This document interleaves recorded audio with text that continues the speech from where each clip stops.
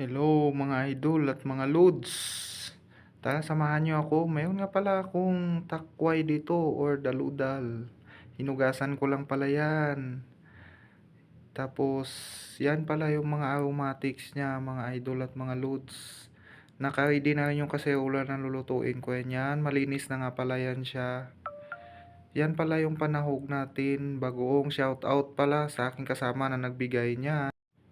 After ilang minuto nga pala mga loads, mga idol, ay kumulo na rin yung ating tubig na may ricado. Nilagay ko na ngayon pala yung gulay.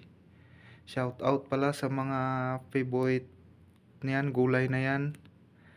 Yan, nilagay ko na ngayon pala yung sibuyas at tatakpan natin maya maya. After ilang minutes pala mga idol at mga loads ay chinek ko yan. Kumukulo na nga pala. Kasama na yung sahog niya. Tsaka yan yung sili mamaya natin nilagay. Yan, ito nga pala yung aking munting lutuan. Maliit na gasol pala yung gamit ko dyan mga idol at mga loads. Yan, after a few minutes ay naglagay na ako ng magic sarap. Kunting na lang pala yung sabaw niyan mga idol at mga loads at luto na din siya. Pwede na pala yan i-mekos-mekos dahil luto na. Sinunod ko na nga pa rin pala yung ceiling green. Tsaka syempre lalagyan natin ng suka pampakomplete ng niluto. Yan. A few moments later. Ito na nga pala yung ating finished product for today's video.